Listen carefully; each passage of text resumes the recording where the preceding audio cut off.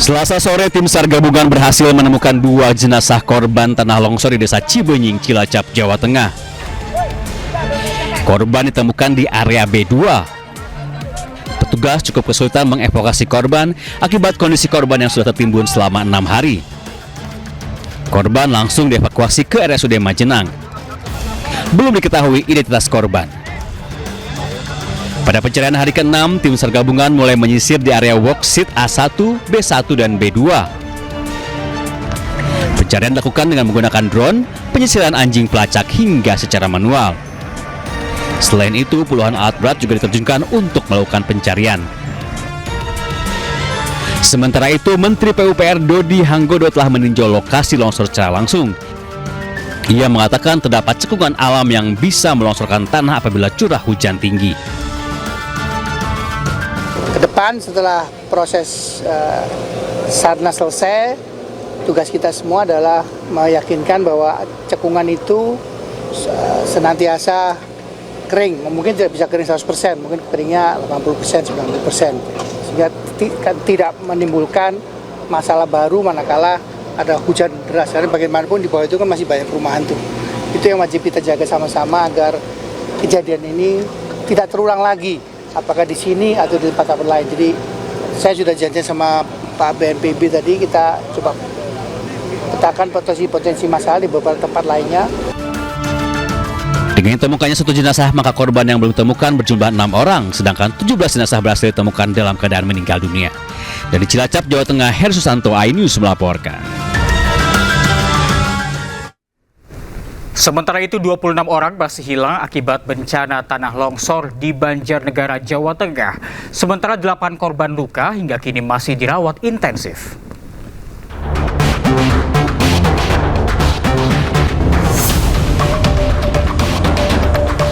Rencana evakuasi 26 korban yang masih tertimbun longsor terpaksa dibatalkan. Kondisi tanah yang belum stabil dan terus bergerak menimbulkan potensi longsor susulan. Sehingga tim SAR menunda operasi untuk meminimalkan resiko petugas di lapangan. Pergerakan tanah kembali terjadi dan sempat membuat relawan mundur. Dari hasil asesmen tadi, maka dari tim geologi menyampaikan bahwa masih adanya pergerakan tanah dan masih ada kemungkinan longsoran susulan. Sehingga direkomendasikan untuk pelaksanaan operasi SAR hari ini tidak direkomendasikan menggunakan pelatan alat berat.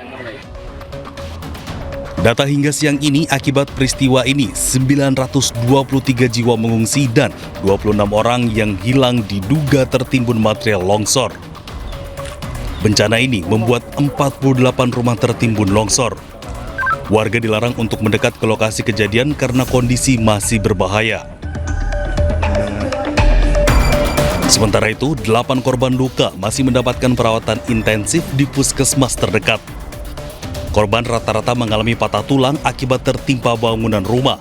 Selain luka fisik, korban juga mengalami trauma berat.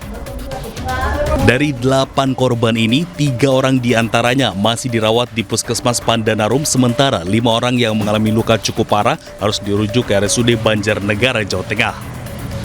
Dari Banjarnegara, Jawa Tengah, Nurdin Fauzi, iNews melaporkan. Petugas gabungan terjunkan 7 alat berat dan anjing pelacak di lokasi longsor Banjarnegara, Jawa Tengah. Hal tersebut dilakukan guna percepat proses pencarian korban. Sebanyak 300 personil gabungan dari tim SAR, TNI, Polri, BPBD, dan BNPB melanjutkan pencarian korban longsor di Banjarnegara, Jawa Tengah. Hingga saat ini sebanyak 26 korban masih hilang. Untuk membantu proses pencarian, petugas menurunkan 7 alat berat ke lokasi. Selain itu, sejumlah anjing pelacak juga dikerahkan untuk mempercepat pencarian korban hilang.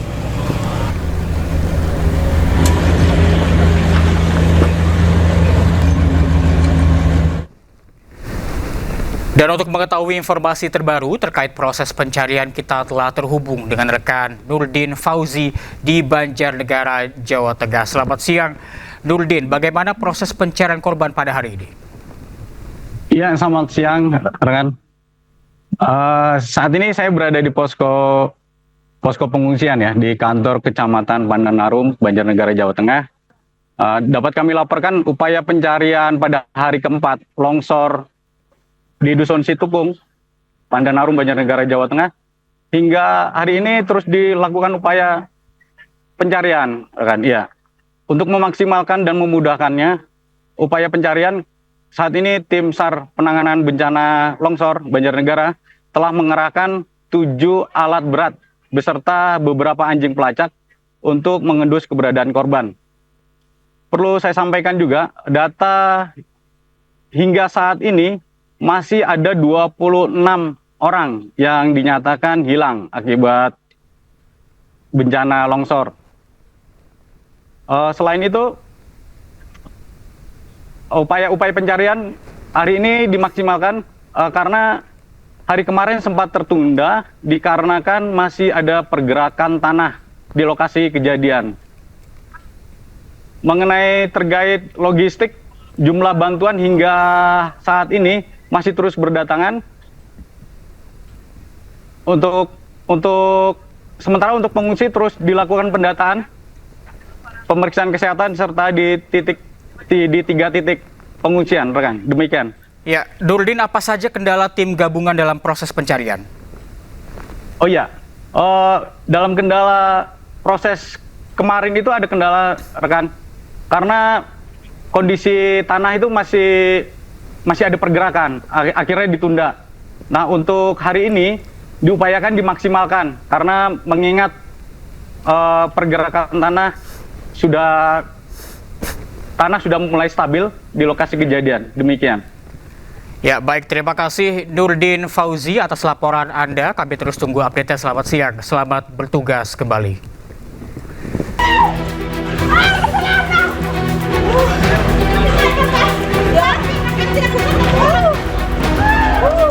Rekonstruksi pembunuhan anggota TNI AD Prada Hairul Muhammad Nail yang diduga tewas dianiaya seniornya di Goa, Sulawesi Selatan diwarnai kericuhan. Ibu korban mengamuk hingga nekat menghadang mobil yang ditumpangi 3 tersangka.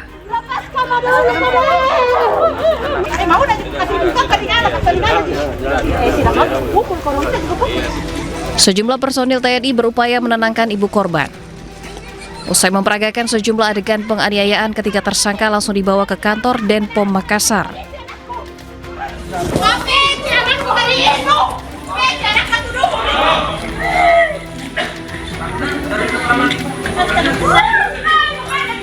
Ibu korban tidak puas, menduga banyak kejanggalan serta beberapa adegan rekonstruksi yang diperagakan tidak sesuai dengan luka di tubuh korban.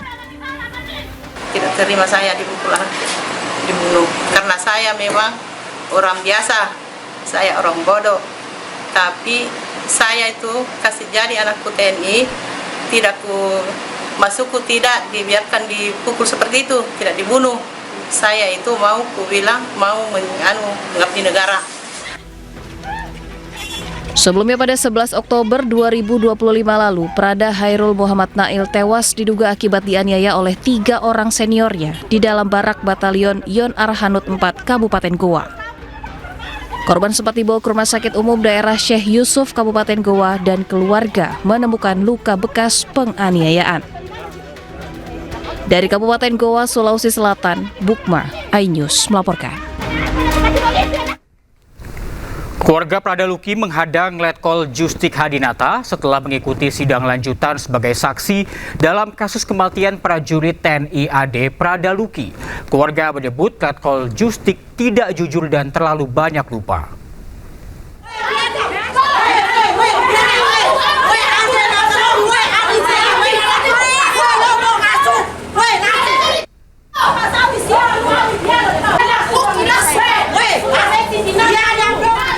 Keluarga Prada Luki langsung menghadang Letkol Justik sesaat setelah keluar ruang sidang. Keluarga Prada Luki tidak terima dengan kesaksian yang disampaikan Letkol Justik terkait kematian Prada Luki. Keluarga menyebut Letkol Justik banyak berbohong, bahkan selalu mengaku lupa dengan kejadian yang menimpa Prada Luki. Dalam sidang, Letkol Justik Hadinata diperiksa sebagai saksi tambahan. untuk terdakwa Sertu Thomas Awi CS. Letkol Justik mengaku tidak ingat pernah memberikan perintah kepada Made Juni pada 28 Juli atau hari ketika Pradaluki disiksa. Letkol Justik menegaskan, ia hanya memerintahkan dan diintel Sertu Thomas Awi untuk memeriksa 2 prajurit, yakni Pradaluki dan juga rekannya. Ibunda Pradaluki mengatakan Letkol Justik tidak jujur dan menutupi kejadian sebenarnya. Tapi kami heran, kok bisa waktu ini belum terlalu jauh loh, tapi dia banyakkan lupa dan amnesia. Kasiannya mau korbankan anak buahnya demi jabatan, kami tidak tahu.